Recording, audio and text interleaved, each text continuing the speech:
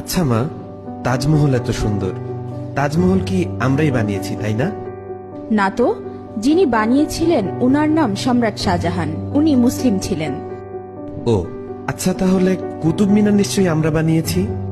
না না, উনিও মুসলিম ছিলেন, উনার নাম কুতুবউদ্দিন আইবেক। তাহলে লাল কেল্লা নিশ্চয়ই আমরা বানিয়েছি? না, ওটাও মুসলিম শাসকরা বানিয়েছিলেন। তাহলে পুরাতন কেল্লা আমরা বানিয়েছি? না, পুরাতন কেল্লাও মুসলিমরা বানিয়েছে। তাহলে চারমিনার নিশ্চয়ই আমরা বানিয়েছি? না, চারমিনারও মুসলিম শাসকরা বানিয়েছে। মা, আমি শুনেছি ভারতের সবচেয়ে বড় ও পুরাতন রোড গ্র্যান্ড ট্রাঙ্ক প্রায় 3000 কিলোমিটার পর্যন্ত বিস্তৃত, সেটা তো আমরা বানিয়েছি।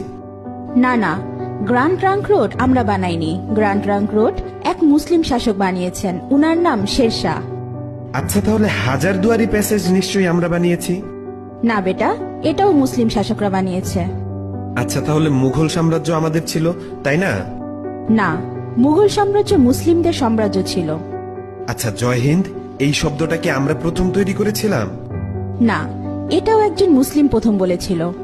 আচ্ছা মা, সারে জাহা সে আচ্ছা হিন্দুস্তা হামারা এই শব্দটি আমরা প্রথম বলেছিলাম তাই না? না, এটাও একজন মুসলিম কবি লিখেছিলেন, উনার নাম ইকবাল। তাহলে প্রথম স্যাটেলাইট লঞ্চ নিশ্চয়ই আমরাই করেছিলাম? জি না, ভারত অনেকবার স্যাটেলাইট লঞ্চ করেছিল, কিন্তু প্রতিবারই ফেল হয়েছে। এরপর এপিজে আবুল কালাম আজাদ প্রথমবার সাকসেসফুল ভাবে স্যাটেলাইট লঞ্চ করেছিলেন। উনি না থাকলে আজ ভারত স্যাটেলাইট লঞ্চ করতে পারত না। তাহলে পারমাণবিক অস্ত্র নিশ্চয়ই আমরা বানিয়েছি? না না, পারমাণবিক অস্ত্র একজন মুসলিম আবিষ্কার করেছে, উনার নাম এপিজে আবুল কালাম আজাদ। তাহলে মুসলিমরা না থাকলে আমাদের কি হতো মা? মুসলিমরা না থাকলে ভারত এক অন্ধকারাচ্ছন্ন দেশ থাকতো।